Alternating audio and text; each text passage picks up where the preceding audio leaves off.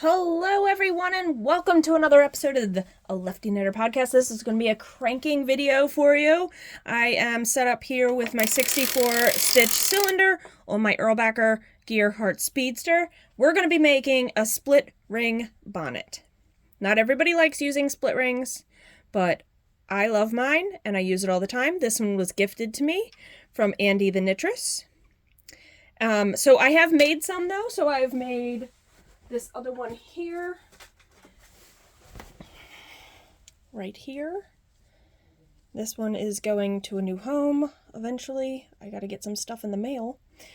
And then we're gonna make one today. So this technique, I've seen this technique on a few YouTube videos and I will link them below so you can also watch their videos in case theirs are a bit more clear to you than mine is, because sometimes you learn from one person better than another. So that's where we're at. I have my bucket here of split rings. I have more than this. These are 8mm split rings that I got. These are from Amazon. So they're 8mm. I usually get questions about what size split rings I use. So let's get some, we're going to put the split ring bonnet on. We're just going to do this whole thing. I'm not even going to set up the machine beforehand. So I always start and stop on the same needle number 1 for me, which is at my 3 o'clock mark over here. And when you're putting your cast on bonnet with the split rings, I find it very easy to use this end of the tool. Some people I see put it on with their fingers and they're super fast at it. I just use the tool, okay? And it's all preference and all learning. Every other needle, because when you make your split ring bonnet or you make a bonnet in general, you're only having loops for half of the stitches of your cylinder because you're doing a picot edge. So I need to put my weight on the bottom here with my buckle and we're gonna get going.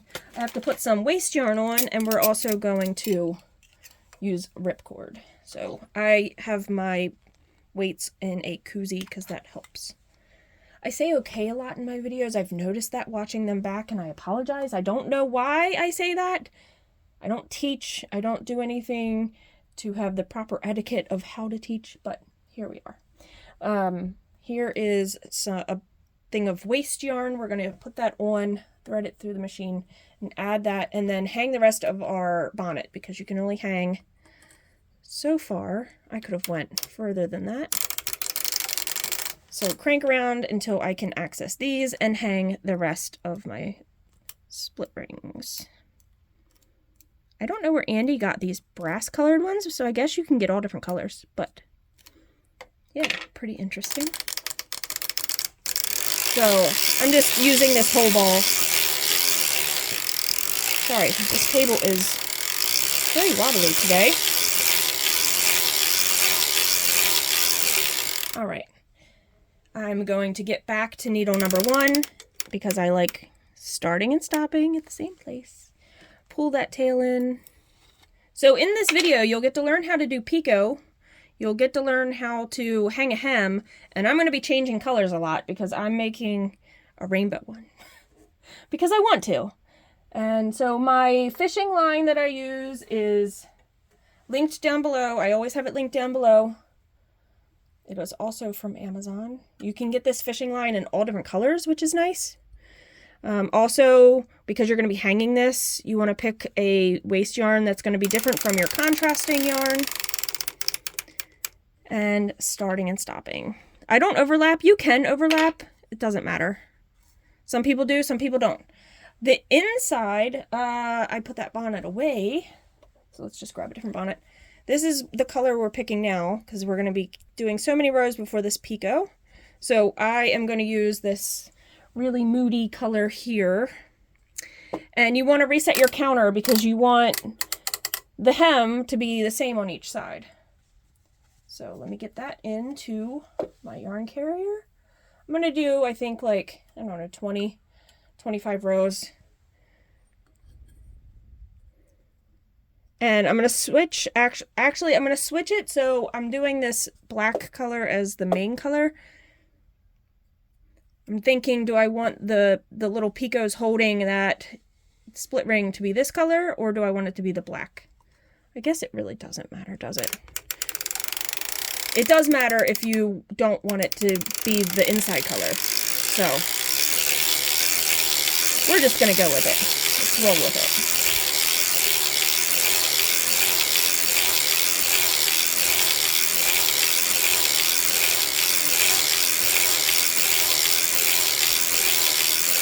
I'm gonna let these stick out and be moody. I'm gonna stop here because I want to start manipulating stitches here. Oh, it gets in the way. We'll get around and it'll focus better, I promise. So to do this method, you're gonna do a picot, but you have to put one of your split rings in. So you can lift the weight, you can take the weights off, whatever works the best for you. I'm gonna take needle number 1 and put it to 2, but since that's where I'm putting it to, I need to lift this first, put my split ring on. Hands are probably all in the way and it's probably blurry, but we'll get there. We'll get around. You're going to take the one to its neighbor and bring it over. Both stitches are on top of your split ring, and you need to pull your split ring up and over so it's on the back side. That's number 1. Let me move my camera. Let me see if I can get this as a better angle. And hopefully my fingers aren't all in the way. We're going to try. So we're over here. My hands are definitely going to get in the way, but let's do the second one. Now you're only doing this every other, so the third one isn't going to have any stitches on it. The fourth one is going to have both stitches. Let me move this light out of the way a little so my hands can get in here, kind of. You're going to pull this one out, take it off, put the split ring on it, put the stitch back on. Okay? Take the one next to it and move it over. Now both stitches are there. We're going to lift this up and over. Okay? We're going to keep doing that all the way around. My handle is also in the way, so none of this is very helpful, is it? Maybe I should go from the top. Up and in. Put this stitch on top. Pull this over, because you want your rings to be on the inside of your needles. I don't know. We're going to get around further and you're going to be able to see better. My phone mount doesn't go. Well, that's not what I wanted to do. I really apologize. I'm keeping it in there because, well, it's kind of funny. Let's see if that's any better. I don't think it's going to be, but we will try. This one is going to get moved over, so I'm going to take this one off. Hold it. I didn't have a split ring ready. Put it on. Take this one, its neighbor. Put it on top. And maybe this side's better. Pull that up and over. The needle's going to want to rise, but you're going to pull it up and over. Let me get a couple ready on this side so it's easier. Pull this one out. Put a split ring on. Put it back down. Of course, I'm recording all of this. I don't edit stuff out because if I make a mistake, I want you guys to see it so you can see how I possibly attempt to correct it. So, we're 9 minutes in. See if that's any better. I'm really sorry I dropped you guys.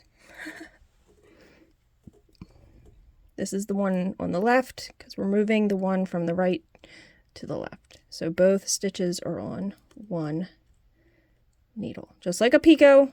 It's just like a picot. But you have to lift that stitch up first to be able to put your split ring on it. Up and over. Put it back. Put the neighboring stitch on top of it. Pull that up and over.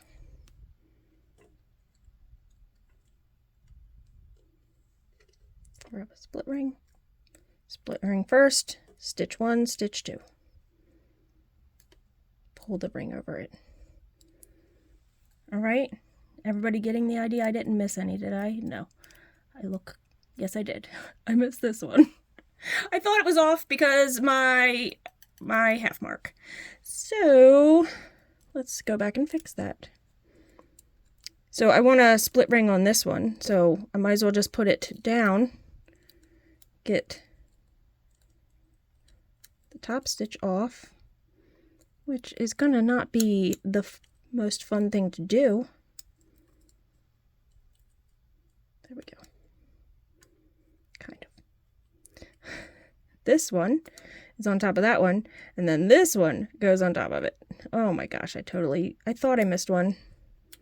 This is what happens when I'm not rushing, but I'm now hitting the camera. Oy.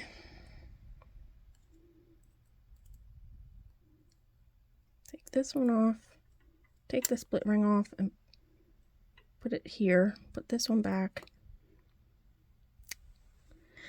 Oy.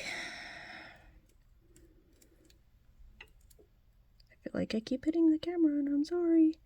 Okay, this one goes on here, then this one goes on. Goodness gracious. And I'm not like redoing this. I'm not gonna restart the video. All right, now we're back on track. I'm gonna fix my video so it's my camera, so it's not.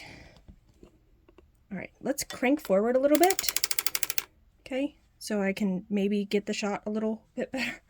Maybe. We'll see. We'll see how this goes. Okay. Now we're back on track because I should have been 1 to 2 because that is the half mark and it wasn't feeling right. Split ring on. Move 1 to 2. Pull this over. All right. Get a couple more ready. That one, so it's this one. Hold it. Don't drop it.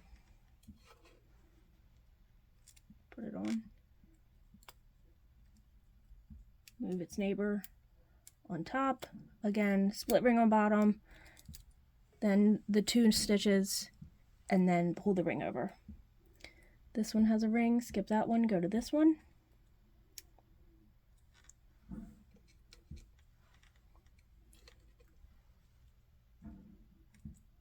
Picked 2 up by accident.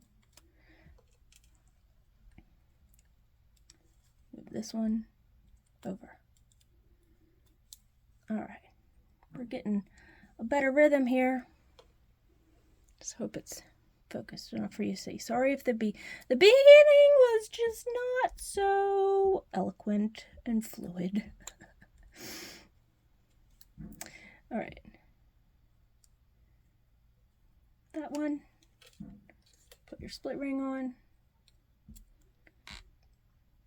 put your stitch back on, move its neighbor over, flip the ring over.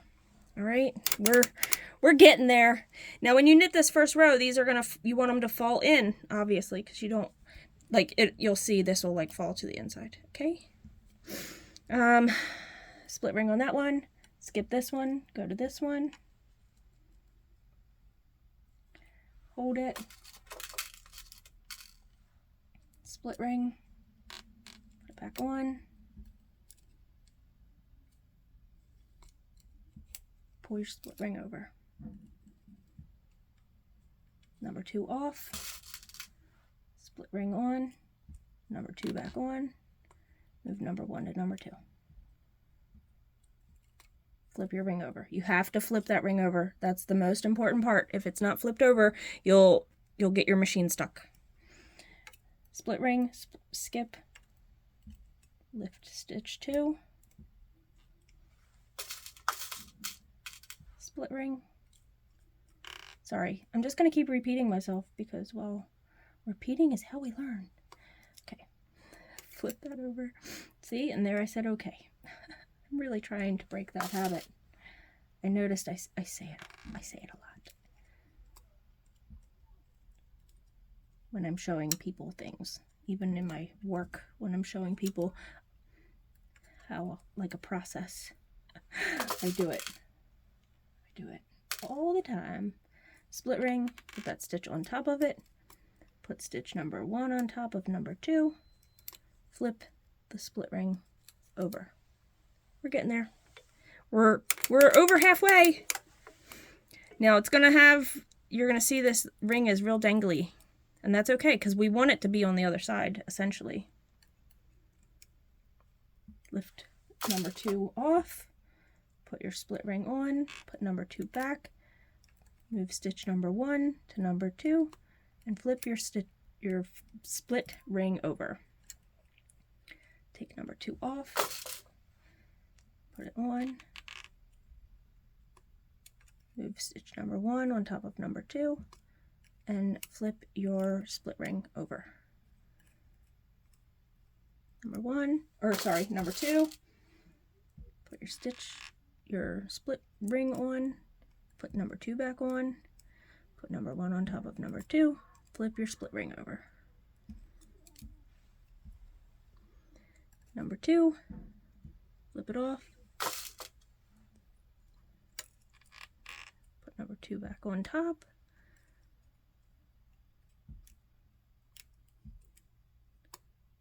and flip it over. Number 2 off. It's tedious, but this is like the hardest part of it all. This is the most time-consuming part of this project.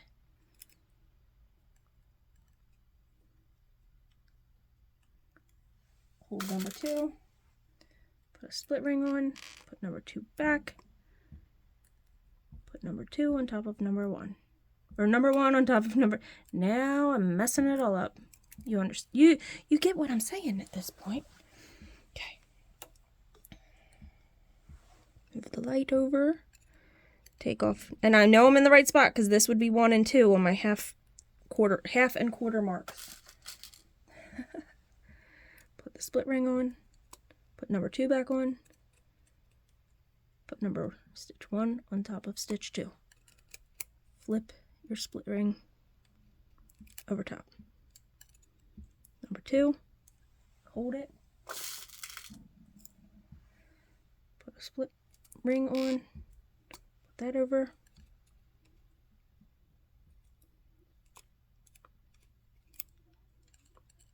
number 2, hold it,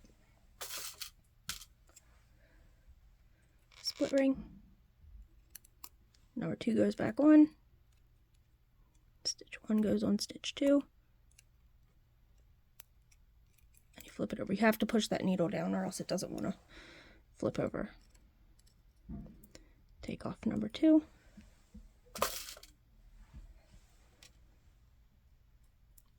put number 2 back on,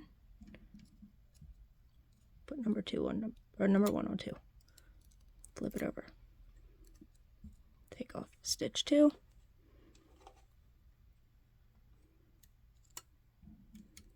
put stitch 1 on stitch 2, flip it over, hold number 2.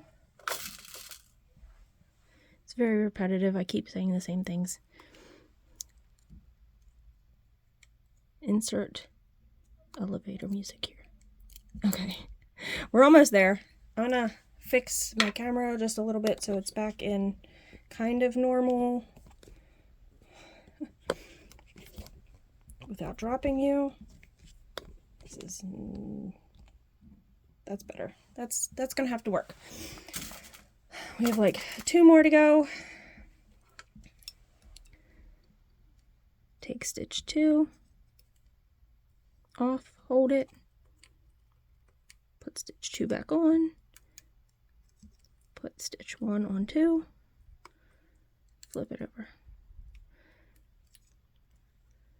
And yeah, that's number 1. Okay, so this is the second one.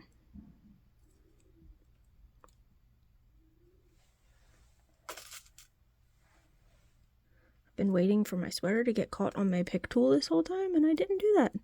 So that's a positive. There you go. These are all done. So I won't need my split rings anymore. I'm going to put them off to the side so I don't spill them all while I'm doing all these color changes, because I'm going to make a bunch of color changes. So we did 25 rows, and I'm going to change color after, like, I'll do a couple rows. All right. Make sure all of them were to the back, because if they're not, you really do jam up your machine. Okay, I'm going to reset this, and that was row 1. Okay, let's do 5, and then I'll change color to the black.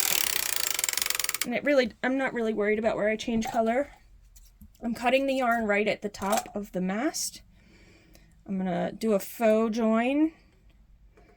I'm tucking the tail in. I'll do this a bunch of times. I'll stop it at a different point so you guys can really see. I'm holding this. I've done lots of color changing videos though too. So, sorry, my nose is being weird and it wants to run right now as I'm trying to do this. So, however, you know, 'tis the season, spring. It is April in Baltimore. So the weather's all kinds of crazy. I'm going to loop this in to do a faux Russian join. I'm going to hold the tail long enough so it catches both, and let's get to 25.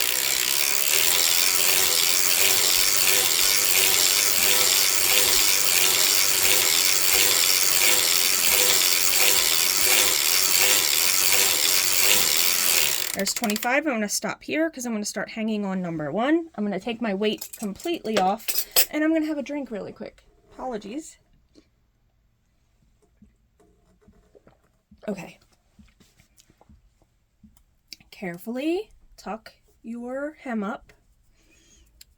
Find stitch 1, and if you use the same stitch like I do, starting point, it's very easy to find. Hold it over near the needles that you're going to be lifting to do your hem. That was 1 and 2. And then put every stitch on. Sorry, that tail was like sticking up and being annoying. So yeah, this is why you want to have a contrasting color, because if you don't have a contrasting color, it's very hard to see your line of stitches that you need to pick up. Sometimes if my colors are a little too close because I wasn't paying attention, I can tell from my ravel cord, because I use ravel cord almost always. There's been a few times where I haven't used it, but almost always. Oops, I split that stitch. And yeah, so you want to hold it up close to the needle. So you see as I go around, I'm pulling it over towards the needle that I'm hanging it on, because I don't want to pull that stitch really far and elongate it too much. I mean, it's a setup bonnet, a cast on bonnet. If it was a project, I wouldn't want to do that, even though it does come out with wash and wear, you know, that just like if you were to pull a stitch on a hand knit item, you have to just like finagle it back and pull it back into place. You just don't want to have to do that. I'm going to have to crank around a little more, but because I can't hang any further than like the halfway point here. So to do that, you have to put your weight back on, because you need to have that downward pressure to pull the stitches down, because that's how they knit. With the pressure pulling down, that's how the stitch makes itself. Now, I have to be careful. This is a pocket of fabric, so I have to hold that down too, or they will pop off. They can pop off. I'm not saying they will, but they can. And you just don't really want to chance that. So I'm going to take this back off to hang the rest of these. And my hand will probably get in the way of these since we're over on this side. But this is going to be your hung hem. This is a great first project. I have how to make a cast on bonnet with no split rings on my channel. That is always linked down below. That is probably one of my most watched videos, honestly. So thank you to everybody who has watched my videos and, you know, commented and liked and is subscribed, or if you aren't subscribed, please subscribe. That way you know when new videos are coming out. You don't have to turn on notifications. That is one thing I don't do. I don't want all the notifications, so I do not have that turned on. So I feel ya if you're also that person that doesn't want to have your notifications turned on. These first ones are usually the hardest to find. Just follow your ravel cord and you'll find the stitch. This last one is the hardest because it is kind of tucked in there, right next to the initial beginning tail. Oh, do not crank yet. You need your weight. Don't do what I almost just did. Okay, weight is on. That first row can always be a little tricky because you are knitting 2 stitches into one, so just be careful. All right, I'm gonna do, I don't know, I want to make a rainbow. My stitches feel very elongated, but this yarn also could be just a little bit thinner than the last yarn I was using, and that's okay. It is a cast on bonnet, so I did 10. We're gonna change colors again, and I'm doing, like I said, I'm doing a rainbow. I'm so excited. So I went through my scrap yarns and pulled out colors of the rainbow, and maybe a few extra. So I tucked that in. This tail is tucked in to that last needle, and you want it to catch, and you want this to, oh goodness, hold on. Sorry if you hear my kid, she's playing Among Us. You want to make sure your loop doesn't go into your machine because then it's hard to put your new yarn on. So like I said, I was pulling scrap yarns out, so I'm going to be throwing them in a mason jar. Not always the best way to feed your yarn into your project, but we're doing it today. And because I have a bunch of little tiny balls like this. So I'm gonna put this in, and I'm probably, what do we think? 5 rows for every color? Yeah, I don't want this to be too long because I have a lot of colors.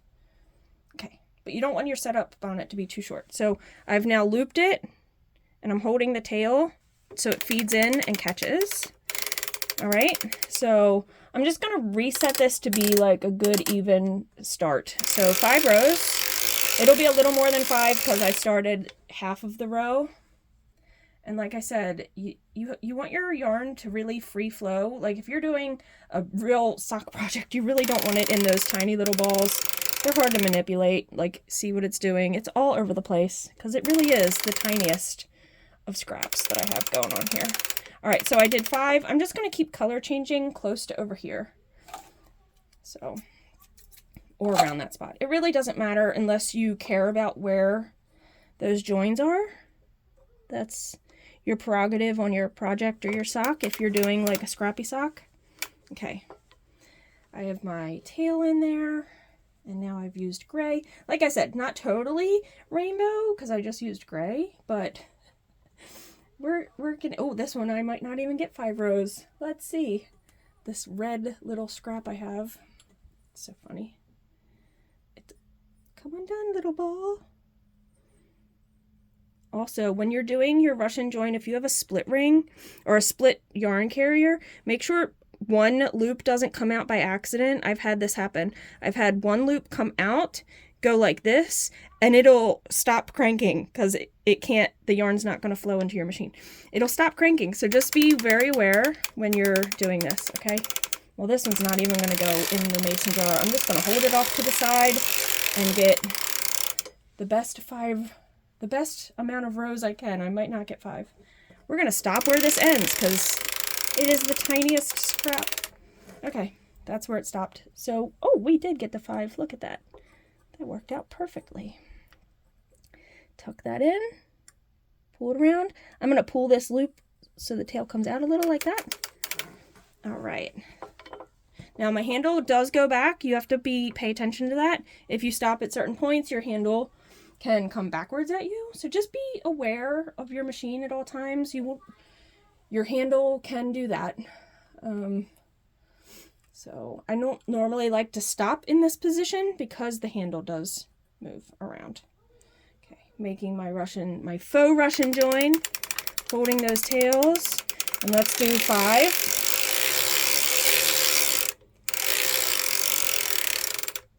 Well, we're doing another one because I don't want to stop in that point. So we did a little bit more. Is anybody going to care or notice? No. Well, unless you're trying to make a super precise project. Like, this is not a super precise project. So, and this is going out in the world. See how my handle had came forward, so I had to move it up to get to those needles. All right, I'm holding it with my leg right now, so we're just gonna do that. I'm gonna stop, not over here anymore. I've now said that. I need to listen to what I say. All right. So, 5. Ooh, this one is a thicker yarn. The needles didn't want to, the yarn didn't want to go down into the bed. So, ooh, yeah, it's definitely thicker. I'm going to stop here. Nope, I need to go to 21. I'm going to reset after this. This yarn is definitely thicker. Isn't that interesting? I don't remember what this was from. Doesn't matter. None of these dyers are probably the same dyer whatsoever in any of these yarns. And that's okay. But it does make a difference on your yarn, in your tension. If you were trying to do this to make a sock to fit, your tension is going to change based on, you know, the different yarns. Because they're not all going to crank at the same tension at the same rows per inch. So you just have to be aware when you're doing anything if you're going to make scrappy stuff. Oh, I said I was going to reset my machine. Woohoo! Yeah, this yarn, it does not like this yarn, and it didn't like it doubled up. So let's just reset to have the ease of even 5s. 3, 4, 5. And I'm going to stop over here so I don't have to keep messing with the handle going backwards. You just might get my arm in the way more. Apologies. So this is really, this, if you wanted to stop here, you would just knit it to a pretty long length. I don't think there's a specific length. You just need to make sure that your bonnet comes out from under the bottom of your machine and you can hook your weight to it, your buckle. If it's not long enough that it's not coming out the bottom of your machine, like my split rings are just this far out of my machine. So I definitely want this longer. Obviously, I shouldn't say obviously. I want this to be longer because I want to be able to have enough fabric underneath the machine to be able to grab with a bonnet. If it's not long enough, it'll be very difficult to attach your buckle and weights. And when you get to the end, you leave a very long tail of your yarn, your project yarn, and then you put some waste yarn on and take it off your machine. We're going to do that, but if you wanted to stop here, I understand. So you would take it off and you would just pull all your tail through all the live stitches and pick up the live stitches so they're not live anymore with the tail, and you can pull it tight if you want. You could Kitchener it just on the opposite side and have a Kitchener on the outside of your fabric. You could do all kinds of things. You could latch hook or crochet it, like all the live stitches closed. It's really your choice. Again, it is a bonnet that you're not wearing it, you're just using it. It's a tool. So again, it doesn't have to be the most beautiful thing in the world, but it is going to be pretty, this rainbow one. All right.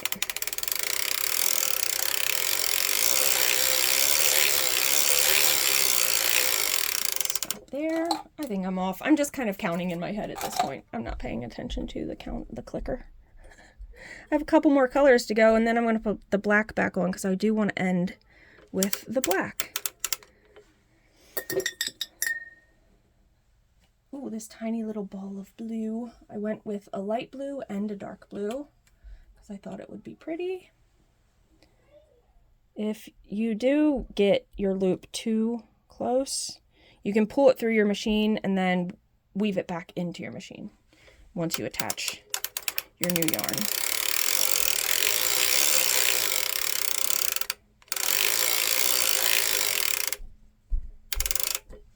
there. Tiniest little scrap. I could have just used all that one. I could have went with uneven stripes. That would be fun too. My video is still recording. Yes, it shouldn't be 30 minutes for a setup bonnet, but here we are. It's okay.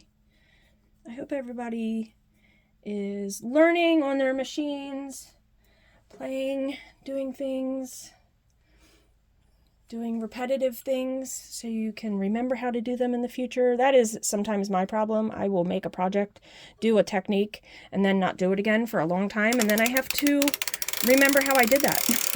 1, 2, 3, 4, 5. Cut that one. Yeah. And the non-traditional color I'm going to put in here, I'm going to put a pink at the end because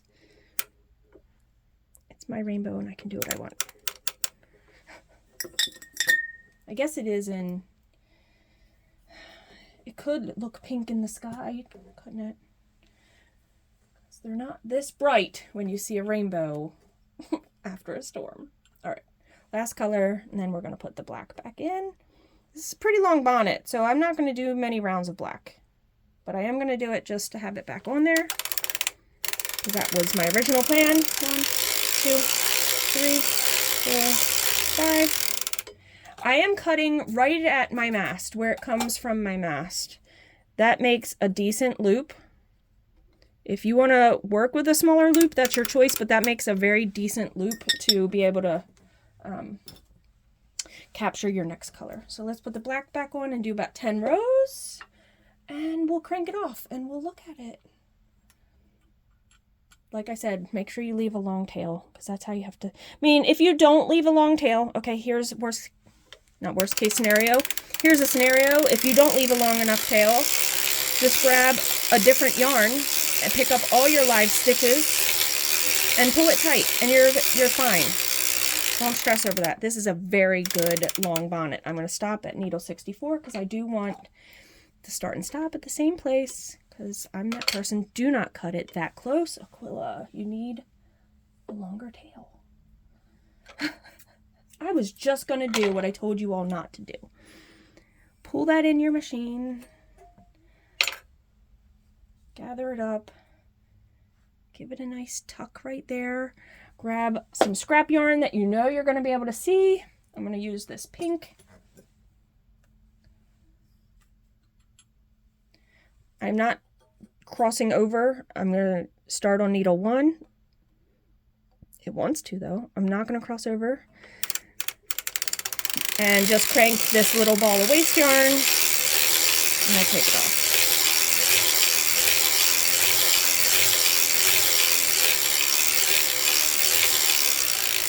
My waste yarn balls are about 12 to 15 rows. Pulled it. I'm flinging yarn everywhere. I just threw a green ball of yarn. Hold your weight. Hold your project. Crank it off. And then let's look at our project.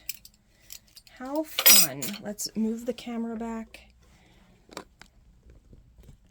My husband just got me these baskets that clamp on. And they have baskets that attach to baskets. It is I don't have the label, so he found them on Amazon. You can move them around. You can move them front, back, side. It hasn't threw off my table, really. I haven't played with it a whole lot, but it hasn't. So here's our original cast-on bonnet. Here is some scrap yarn, and let's take this ripcord out.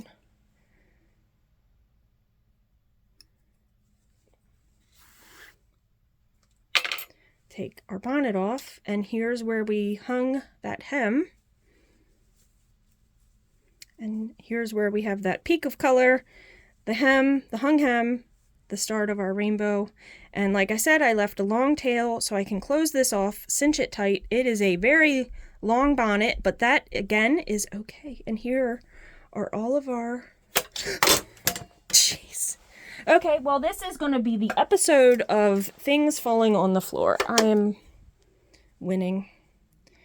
And there's our split rings. So when we moved them to the back and we have both of those stitches hung, it's a little bit of a more reinforcement. I'm going to link other videos I've watched down below. And here you go. So show me your split ring bonnets. I'm excited to see what you're making and what fun bonnets you're making, because this is a way to have something, a really fun tool for your machine. So you can see I did most of those color changes on this side. And you can see where the tension of the yarns are different. See that yellow one? Super tight.